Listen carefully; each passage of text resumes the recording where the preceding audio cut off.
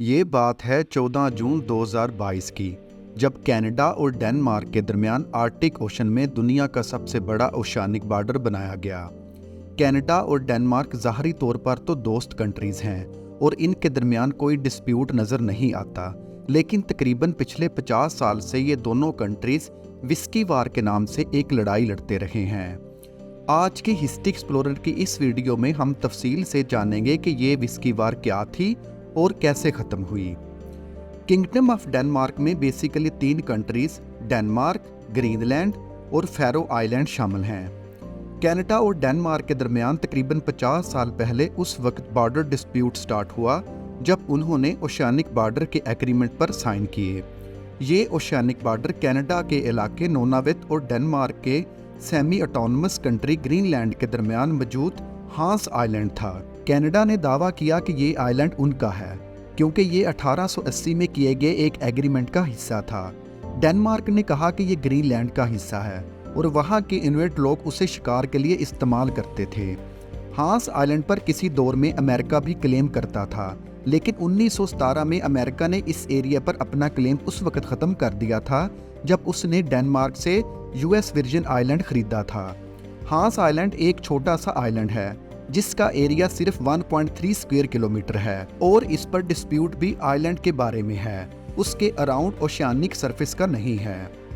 Canada और Denmark के दरमियान अक्सर हांस आइलैंड को लेकर आर्गुमेंट्स होते थे और कभी कभार दोनों कंट्रीज की आर्मी आइलैंड पे जाके अपना अपना फ्लैग लगाते और वहाँ विस्की की बोतल्स छोड़ आते थे। कोई भी नहीं जानता था कि वो फ्लैग के साथ विस्की क्यों छोड़ कर आते हैं, लेकिन ये एक किस्म का ट्रेडिशन बन गया था।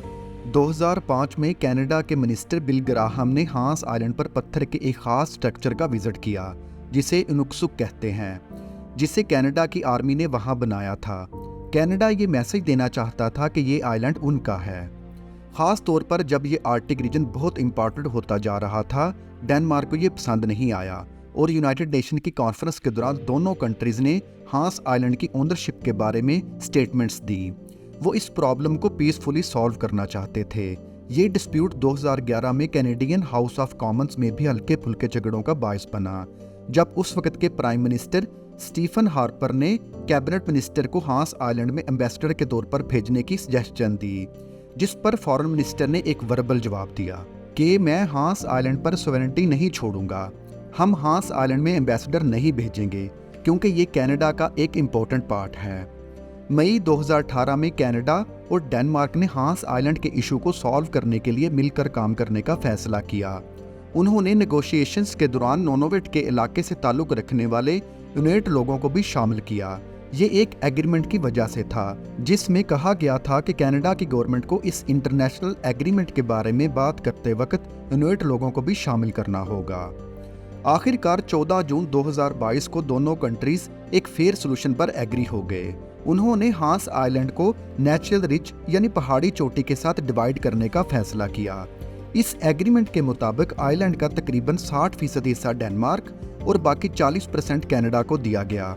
इस एग्रीमेंट ने इन्हें लिंकन और लैब्राडोर के सीज में बाकी बॉर्डर्स का पता लगाने में भी हेल्प की। इस तरह कनाडा और डेनमार्क ने अपने इस नए बॉर्डर्स को दुनिया का लंबा तरीन ओशियानिक बॉर्डर करार दिया। ये थी हिस्ट्री एक्सप्लोरर में कनाडा और डेनमार्क के बॉर्डर्स की कहानी। अगर आपको हमारी वीडियो अच्छी लगी है तो इसे लाइक, शेयर और हमारे चैनल को सब्सक्राइब करना ना भूलिएगा। Thank you for watching.